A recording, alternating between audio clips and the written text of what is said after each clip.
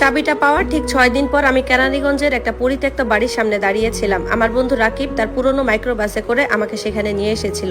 বাড়িটা ছিল একতলা, চারদিকে ঝোপঝাড়ে ঢাকা, পেছনে কয়েকটা পুরনো গ্যারেজ আর গুদাম ঘর। মনে হচ্ছিল বহু বছর ধরে এখানে কেউ থাকেনি। ছাদের কিছু অংশ ভেঙে পড়েছে, জানালাগুলো কাঠ দিয়ে আটকানো, কিন্তু আশ্চর্য বিষয় দরজার সামনে দাঁড়াতেই সেটা সহজেই খুলে গেল। মনে হলো দরজার কবজায় খুব বেশি দিন আগে তেল দেওয়া হয়েছে। আমি ধীরে ধীরে ভেতরে ঢুকলাম। চারদিকে ধুলো আর মাকড়সার জাল, তবু মেঝেটা একেবারেই পরিষ্কার। ঘরের ঠিক মাঝখানে সাদা চাদর দিয়ে ঢাকা একটা বড় লোহার লকার, পুরনো, মরিচা ধরা, কিন্তু অক্ষত। আমার বুক ধরফর করছিল। আমি হাঁটু গেড়ে বসে চাদরটা সরালাম। লকারের দরজায় একটা মাত্র তালা, পুরনো ধাঁচের। আমি পকেট থেকে বাবা রেখে যাওয়া চাবিটা বের করলাম। হাত কাঁপছিল, তবুও তালায় ঢুকিয়ে ঘুরালাম। ঠিক একটা শব্দ হলো, তালা খুলে গেল। আমি ভারী দরজাটা টেনে খুললাম। ভেতরে টাকা ছিল না, সোনাদানা ছিল না, ছিল অসংখ্য খাম। প্রতিটি খামের উপর বাবার হাতের লেখা। রাশেদের জন্য, নীলার জন্য, তোমার মায়ের জন্য, চাচা কামালের জন্য। আর এক কোণে আলাদা করে রাখা একটা মোটা খাম, তার উপর লেখা আছে শুধু শুভর জন্য, অন্য কেউ খুলবে না। আমি সেটাই আগে খুললাম। ভেতরে একটা চিঠি, বাবার হাতের লেখা। আমি পড়তে শুরু করলাম। প্রিয় শুভ, যদি এই চিঠি তুমি পড়ে থাকো তাহলে বুঝবে আমি আর বেঁচে নেই। তুমি আলমারিটা নিয়েছো, চাবিটাও পেয়েছো, আর শেষ পর্যন্ত এই লকারটাও খুঁজে বের করেছো। আমি জানতাম তুমিই পারবে, কারণ এই পরিবারে তুমি একমাত্র মানুষ যে সবকিছু মন দিয়ে দেখতো, যে কখনো আমাকে একা ছেড়ে যায়নি, যে আমাকে তখনও ভালোবেসেছে যখন আমার দেওয়ার মতো আর অবশিষ্ট কিছুই ছিল না।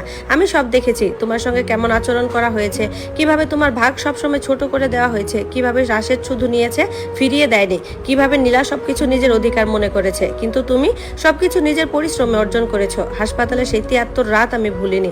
তুমি প্লাস্টিকের চেয়ারে ঘুমিয়েছো, আমার হাত ধরে থেকেছো। আমি কথা বলতে পারিনি, কিন্তু সব দেখেছি। তোমার চোখের পানি দেখেছি, তোমার সাহস দেখেছি। তখনই আমি ঠিক করেছিলাম তোমাকে আমি আমার আসল উত্তরাধিকার দিয়ে যাব। ধানমন্ডির বাড়ি নয়, গাড়ি নয়, ব্যাংকের টাকাও নয়, তার চেয়েও বড় কিছু। আমি তোমাকে সত্য দিয়ে যাচ্ছি।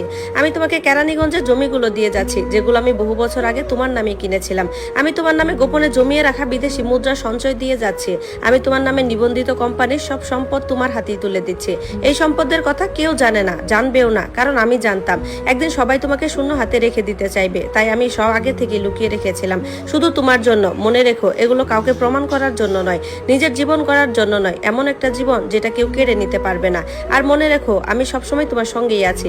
তোমাকে আমি পৃথিবীর সব সম্পদের চেয়েও বেশি ভালোবাসি। তোমার বাবা। চিঠিটা পড়া শেষ করতে পারলাম না, চোখ দিয়ে অঝরে পানি পড়ছিল। চিঠিটা বুকের সঙ্গে চেপে ধরলাম। মনে হচ্ছিল এখনো বাবার পরিচিত গন্ধ লেগে আছে। অনেকক্ষণ চুপচাপ বসে রইলাম। রাকিব বাইরে অপেক্ষা করছিল। সে কোনো প্রশ্ন করেনি। আমি বেরিয়ে আসতে শুধু বলল, সব ঠিক আছে? আমি ধীরে ধীরে মাথা নাড়ালাম। সেদিন আমি বাসায় ফিরিনি, সোজা মিরপুরে মায়ের বাড়িতে গেলাম। সন্ধ্যা হয়ে গেছে, রাশেদের গাড়ি বাইরে দাঁড়ানো, নীলার গাড়িও বাইরে। সবাই একসঙ্গে রাতের খাবার খাচ্ছিল। আমি দরজা ঠেলে ভেতরে ঢুকতেই সবাই তাকালো। মায়ের মুখ মুহূর্তে ফ্যাকাশে হয়ে গেল। রাশেদ উঠে দাঁড়ালো। নীলার মুখ থমে গেল। আমি শান্ত গলায় বললাম, আমি বাবার লকারটা খুঁজে পেয়েছি। ঘরে নীরবতা নেমে এলো। আমি আবার বললাম, বাবা তার আসল সম্পদ আমার জন্য রেখে গেছেন। রাশেদ রেগে বলল, অসম্ভব, সব তো ভাগ হয়ে গেছে। আমি উত্তর দিলাম, না, যেটা তোমরা ভাগ করেছো সেটা ছিল সবাইকে দেখানোর সম্পদ। আসল সম্পদ তিনি অন্য জায়গায় লুকিয়ে রেখেছিলেন। মায়ের হাত থেকে চামচটা পড়ে গেল।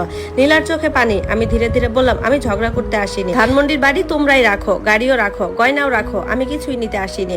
আমি একটু থেমে আবার বললাম, শুধু একটা কথা জানিয়ে দিতে এসেছি। বাবা আমাকে ভালোবাসতেন, কারণ আমি তার পাশে ছিলাম যখন কেউ ছিল না। আমি তার হাত ধরেছিলাম শেষ মুহূর্ত পর্যন্ত। আমি তার শেষ দায়িত্ব পালন করেছি।